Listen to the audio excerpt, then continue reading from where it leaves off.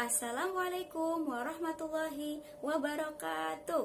Anak-anak, apa kabar hari ini? Ibu Dewi harap anak-anak semuanya dalam keadaan sehat ya, amin. Hari ini kita akan belajar mata pelajaran Al-Quran Hadis Kelas 3 tentang apa hayo? Tentang surat Al-Fatihah. Nah, Bu Guru yakin anak-anak pasti sudah hafal surat Al-Fatihah ya. Karena surat Al-Fatihah ini biasa kita baca ketika kita melaksanakan sholat wajib. Nah, sebelum kita memulai materi, marilah kita membaca basmalah terlebih dahulu. Bismillahirrahmanirrahim. Nah, baiklah, surat Al-Fatihah yang akan kita pelajari hari ini yang pertama, identitas surat Al-Fatihah. Yang kedua, bacaan, terjemahan, dan kandungan surat Al-Fatihah. Yang ketiga, menulis dan menghafal surat Al-Fatihah. Identitas surat Al-Fatihah. Surat Al-Fatihah artinya pembuka atau pembukaan. Maksudnya, pembuka dari seluruh surat yang ada di dalam Al-Quran. Surat Al-Fatihah merupakan urutan surat yang pertama di dalam Al-Quran. Anak-anak ada yang tahu surat apa setelah surat Al-Fatihah? Ya, surat yang kedua setelah surat Al-Fatihah adalah surat Al-Baqarah. Anak-anak bisa cek di Al-Quran ya. Bisa dilihat urutan-urutan surat yang ada di Al-Quran. Surat Al-Fatihah terdiri dari 7 ayat dan termasuk golongan surat Makkiyah. Mengapa dikatakan tersebut? Karena surat Al-Fatihah turun pada saat Nabi berada di kota Mekah. Maka dari itu dinamakan surat Makkiyah. Surat Al-Fatihah dibaca minimal 17 kali dalam sehari semalam, yaitu pada saat kita melaksanakan sholat wajib. Membaca surat Al-Fatihah termasuk rukun sholat, karena surat Al-Fatihah itu harus dibaca ketika kita sholat. Beberapa nama lain dari surat Al-Fatihah, di antaranya yang pertama As-Sab'ul Matani. Apa itu As-Sab'ul Matani? Yaitu 7 yang berulang-ulang.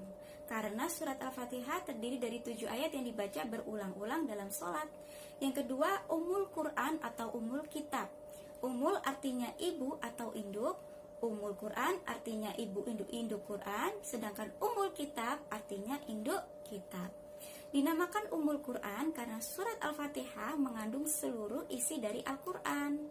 Nah, selanjutnya kita lanjutkan bacaan dan terjemahan serta kandungan surat Al-Fatihah ya. Quran surat Al-Fatihah. Ayat yang pertama berbunyi Bismillahirrahmanirrahim, yang artinya dengan menyebut nama Allah yang Maha Pengasih dan Maha Penyayang. Ayat yang pertama ini disebut juga bacaan basmalah. Ayat ini mengajarkan kita bahwa sebelum kita melaksanakan aktivitas apapun, hendaknya kita mengucapkan basmalah. Untuk apa? Karena agar aktivitas yang kita lakukan diridhoi Allah dan mendapat berkah dari Allah. Selanjutnya ayat yang kedua yang berbunyi Alhamdulillahi Rabbil Alamin. Alhamdulillah, segala puji bagi Allah Rabbil Alamina, dengan semesta alam. Ayat yang kedua ini disebut juga bacaan basmalah atau pujian kepada hamdalah atau pujian kepada Allah.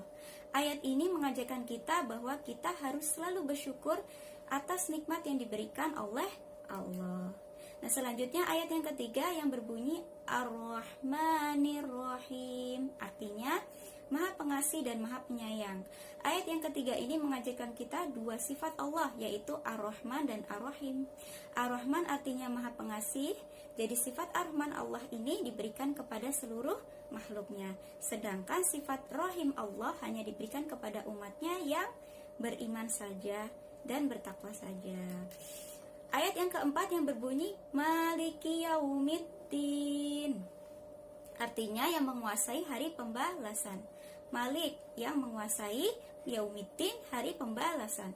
Maksudnya yaitu hanya Allah lah yang satu-satunya zat yang mengetahui kapan datangnya hari pembalasan serta hari kiamat. Nah, ayat yang kelima berbunyi Iyyaka na'budu wa iyyaka nasta'in, artinya hanya Engkaulah yang kami sembah dan hanya Engkaulah yang kami minta pertolongan. Ayat ini menjelaskan kepada kita bahwa hanya Allah lah satu-satunya zat yang wajib kita sembah dan kita mintai pertolongan. kita tidak boleh menyembah selain Allah. Kita harus menyembah Allah Subhanahu wa taala.